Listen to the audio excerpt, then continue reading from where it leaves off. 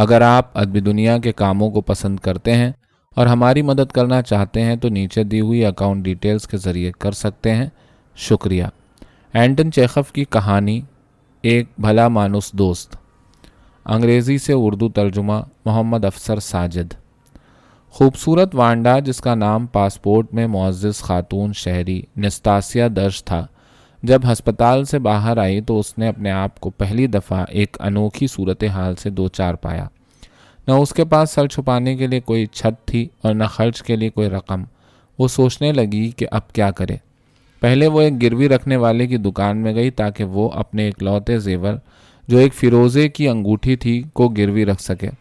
اسے اس انگوٹھی کے عوض 1 روبل ملا، لیکن اس روبل سے وہ کیا خریدتی؟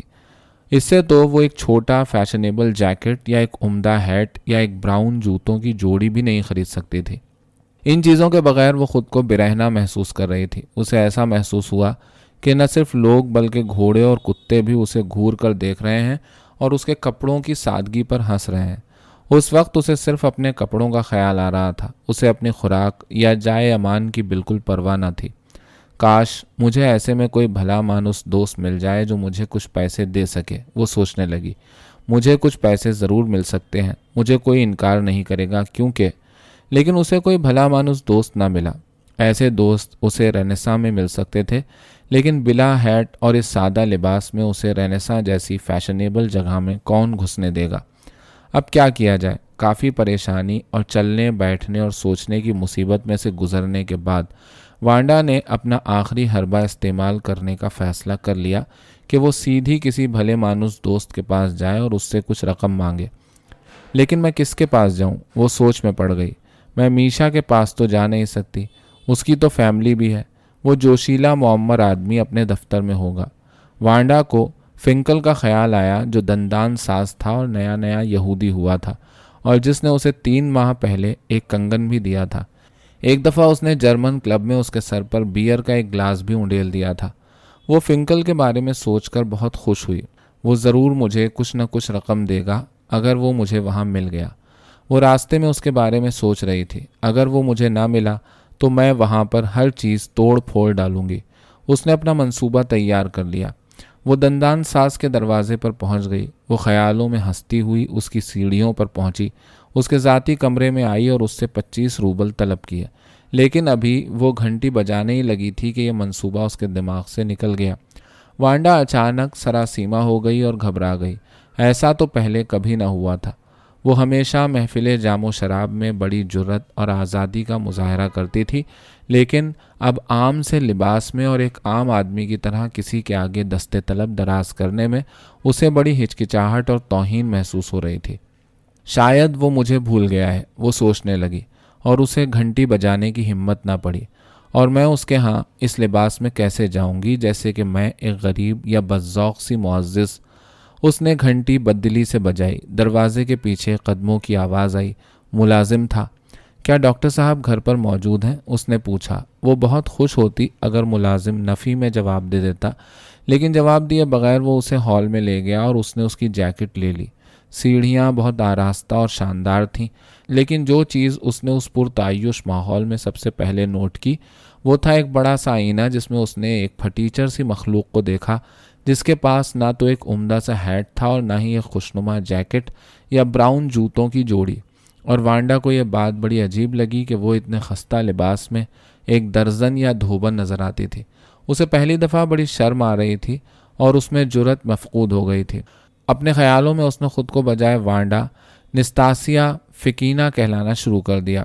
اس طرف براہ مہربانی، ملازمہ نے اسے ذاتی کمرے کی طرف لے جاتے ہوئے کہا۔ ڈاکٹر صاحب ابھی اوپر آ جائیں گے، آپ تشریف رکھیں۔ وانڈا ایک آرام کرسی میں دراز ہو گئی۔ اس نے سوچنا شروع کر دیا کہ وہ ڈاکٹر سے کہے گی مجھے ادھار دے دو۔ یہ ہے بھی درست کیونکہ ہم ایک دوسرے سے شناسا ہیں، لیکن ملازمہ کو کمرے سے چلے جانا چاہیے۔ اس کے سامنے ایسا کرتے ہوئے بڑا عجیب لگے گا۔ وہ وہاں کھڑی کیا کر رہی ہے؟ 5 منٹ کے وقفے میں دروازہ کھل گیا اور فنکل داخل ہوا۔ ایک سیاہ فام لمبا نو یہودی جس کے رخسار موٹے اور آنکھیں بھینگی تھیں۔ اس کے رخسار، آنکھیں، تنومند کولے سب بڑے مکروہ اور بھونڈے تھے۔ رینیساں اور جرمن کلب میں وہ ہمیشہ تھوڑا تھوڑا مخمور رہتا تھا اور عورتوں پر روپیہ لٹاتا تھا، اور بڑے تحمل سے ان کے ناز و نخرے برداشت کرتا تھا۔ مثلاً جب وانڈا اس کے سر پر بیئر انڈیلتی، وہ محض مسکرا دیتا اور اپنی انگلی اس کی طرف اٹھا دیتا، لیکن اب وہ بجھا بجھا اور نیند سے بوجھل نظر آتا تھا۔ اس کے چہرے پر خود پسندی، برتری اور سرد مہری کے تاثرات تھے اور وہ کچھ چبا رہا تھا۔ کیا بات ہے؟ اس نے وانڈا کی طرف دیکھے بغیر پوچھا۔ وانڈا نے ملازمہ کے سنجیدہ چہرے پر نظر ڈالی اور پھر فنکل کے بھدے پھیلے ہوئے جسم پر، جو بظاہر اسے پہچان نہ سکا تھا۔ پھر وہ شرما سی گئی۔ کیا بات ہے؟ دندان ساز نے جھلا کر پھر کہا۔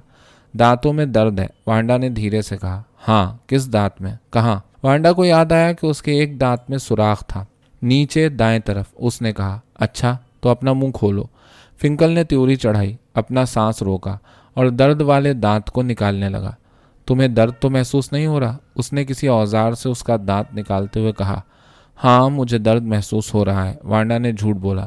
کیا میں اسے یاد دلاؤں؟ اس نے سوچا، اسے یقیناً یاد آ جائے گا، لیکن ملازمہ وہ یہاں کیوں کھڑی ہے؟ فنکل نے اچانک بھاپ کے انجن کی طرح اس کی طرف منہ کر کے نتنے پھلا دیے اور کہا، اب اسے بھرنے کی ضرورت نہیں، دانت بیکار ہو گیا ہے۔ اس نے دوبارہ دانت کو ایک لمحے کے لیے پکڑا اور اپنی تمباکو آلود انگلیوں سے وانڈا کے ہونٹ اور مسوڑے خراب کر دیے۔ اس نے دوبارہ اپنی سانس روکی اور اس کے منہ میں کوئی ٹھنڈی سی چیز ڈال دی۔ وانڈا کو اچانک بڑا درد محسوس ہوا۔ اس نے چیخ کر فنکل کے ہاتھ پکڑ لیے۔ کوئی بات نہیں، اس نے سرگوشی کی، ڈرو مت، اس دانت کا کوئی فائدہ نہیں۔ اور اس نے اپنی تمباکو آلود انگلیوں میں، جن میں خون بھرا تھا، وانڈا کا دانت اس کے سامنے تھاما ہوا تھا۔ ملازمہ آگے آئی اور اس نے اس کے ہونٹوں کو ڈھانپ دیا۔ اپنے منہ کو گھر جا کر ٹھنڈے پانی سے دھونا، فنکل نے کہا، اس طرح خون رک جائے گا۔ وہ اس کے سامنے اس طرح بے چین کھڑا تھا جیسے وہ چاہتا ہو کہ اسے تنہا چھوڑ دیا جائے۔ الوداع، لڑکی نے دروازے کی طرف مڑتے ہوئے کہا۔ اور ہاں، مجھے اس کام کی فیس کون دے گا؟ فنکل نے ہنس کر پوچھا۔ اوہو ہاں۔ وانڈا ٹھہری، شرمائی اور اس نے دندان ساز کو وہ روبل دے دیا جو اس نے فیروزے کی انگوٹھی خریدنے کے لیے بچایا ہوا تھا۔ جب وہ گلی میں آئی تو وہ پہلے سے بھی زیادہ پشیمان تھی، لیکن اب وہ اپنی غربت پر بالکل پشیمان نہ تھی، نہ ہی اب اسے محسوس ہو رہا تھا کہ اس کے پاس ایک عمدہ ہیٹ یا جیکٹ نہ تھی۔ وہ گلی میں خون تھوکتی ہوئی گزر رہی تھی۔ ایسا کرتے ہوئے ہر دفعہ زندگی کے بارے میں، جو اس کے لیے بڑی خراب اور سخت تھی، اس کے شعور میں بھی بھرپور اضافہ ہوتا۔ اب اسے اپنی موت تک یہی ذلت برداشت کرنا تھی۔ کتنا وحشتناک تجربہ ہے یہ، اس نے اپنے آپ سے سرگوشی کی۔ اف میرے خدا، کتنا وحشتناک۔ لیکن اگلے دن وہ پھر رینیسا میں موجود تھی اور اس نے وہاں رقص بھی کیا۔ اس نے ایک نیا سرخ ہیٹ پہنا ہوا تھا، ایک نیا خوشنما جیکٹ اور براؤن جوتوں کی جوڑی بھی۔ کازان کے ایک نوجوان تاجر نے اس کے لیے عشائیے کا انتظام کیا تھا۔